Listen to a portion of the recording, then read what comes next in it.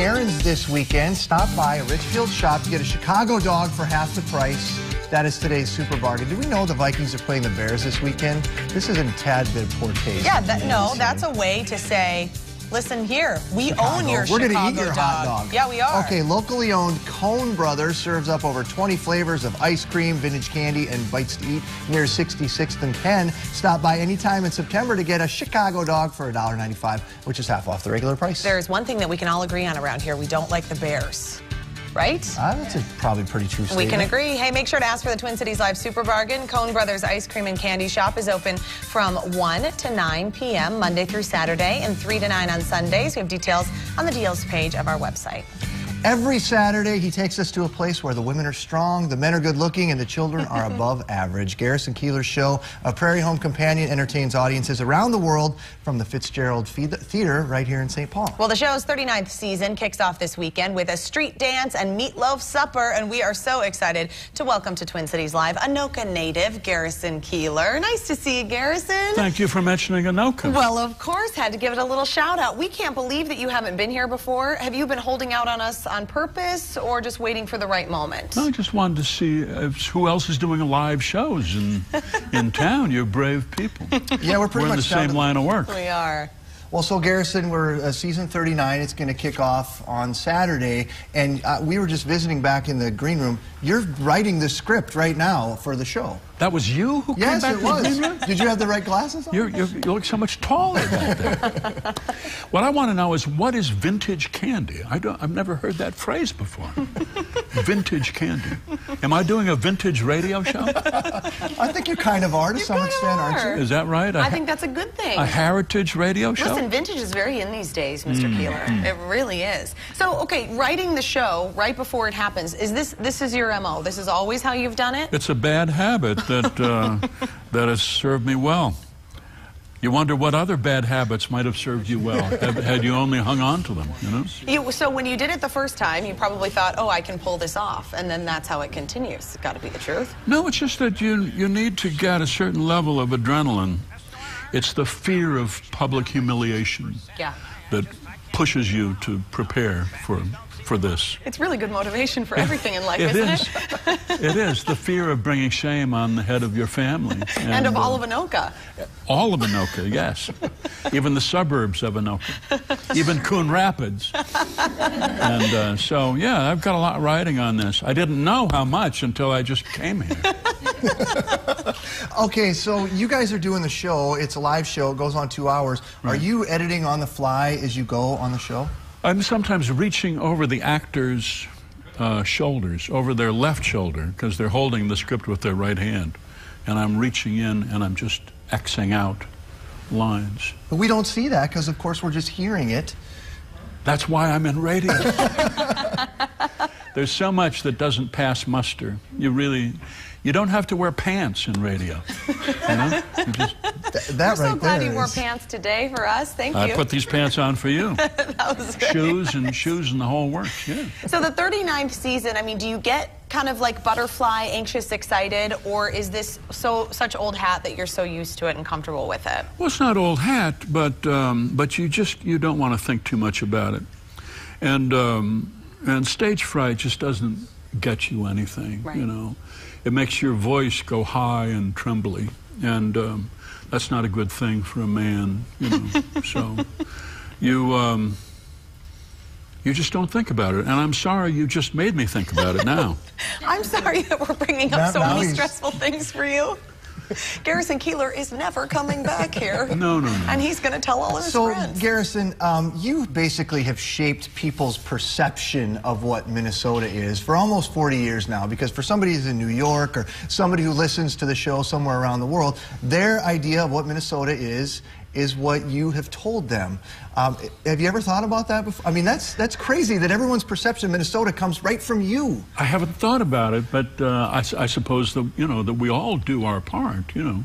Whenever you travel outside the state, you know, people hold you to account. But they ask you where you're from, and you say Minnesota, and they try to think of something, you know, somebody they know from there. And what they say 9 out of 10 times is, it gets cold there, doesn't it? it gets cold there. So all I'm telling them is what they already think about Minnesota. Why fight it? You know, I build up winter, even through these mild, painless winters that we've been having. These pleasant, enjoyable winters compared to the winter of 1951, which I could tell you about. Please do. How bad was it? How bad was it?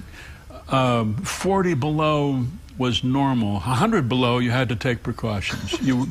We burned our garage. We burned books, you know, for heat. I never took my clothes off for 3 months. I mean, I could go on. Bedwetting just absolutely disappeared in Minnesota. None of it. No, it was a great winter. So I just adding to what they already think about it. You know, it's flat, and you have brutal winters. Okay, we'll go with that then. But the whole idea and what you project about Minnesota is we are smarter than most of the people, and we are better looking. We are. We're all Lutheran. Yes, we are. Some of you are, but you're actually from South Dakota. So one of us is up here, and we just like to pretend. No, I don't think I claim that we're smarter, and if I did, I mean, who would believe it coming from me? You know, I'm just a guy who's been around for a long time, you know. So the idea of telling stories is obviously so universal. It's been going on forever in every culture. I mean, in terms of being a storyteller, was this something that you thought very young that that's what you wanted to be? Did you have a natural inclination towards it?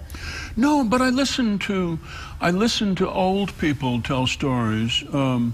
I started hanging out with old people after I dropped an easy fly ball. I was playing left field in a softball game. I was 11 years old. I should have caught it. It bounced off the heel of my hand.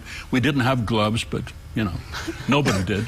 And I was so humiliated that I abandoned people my own age, and I hung out with my uncles. And if you asked an old man what the Depression was like, what the war was like, the Battle of the Bulge, the Normandy invasion, they were so gratified, and they would tell you at great length. So I grew up listening to other people's stories. And then after they all died off, then it's your responsibility to take their place, I think. I think that's so fascinating that comes from a place of humiliation, because a lot of kids, you know, maybe have that dark point where they're sort of feeling low about something, or feeling like they don't fit in, or feeling even bullied about something, and being able to take that place and then gravitate towards something positive and pleasant, it turned out to be incredibly rewarding for you, and probably could be for other people. I guess, although I don't think of it in those terms. I think of it in terms of my family being the only family to slaughter chickens in Brooklyn Park.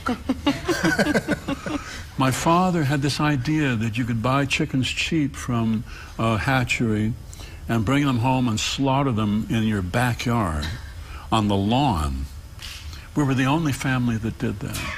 Now urban farming is very trendy, Garrison Keillor. Is it really? Yeah. But I don't think people are going to be cutting chickens' heads off in their backyards in Egan and Apple Valley. But my family did. My father had this principle. He wanted to save money. And I was the one who caught the chickens with a coat hanger around their ankles and brought them to the chopping block. And I looked away, and there was this whack. Whoa. This was all in a suburb of Minneapolis. I don't know anybody now who slaughters chickens. Do you know anybody? Well, I have chickens in my backyard. You do? Yeah, but I'm not planning to slaughter them there, but they are living there and laying eggs. Yeah, you can come over and see them. Are they doing something for you? Oh, they lay eggs. I had them for breakfast this morning. They do? They really? do, yeah. I understand now how sometimes your show kind of goes off script a little bit. So we just stay on script, Garrison, with all due respect. I want to let people know the 39th season starts on Saturday. Right. You guys have run out of tickets for the year, Yeah. the live show, but you guys are starting something called the Rhubarb Show. It's a late night show. I mean, not that late, 9 o'clock. And it's more of a vaudeville show, with the Wurlitzer organ and some local bands and jugglers and musicians and magicians, that sort of thing. So we're going to see how that goes.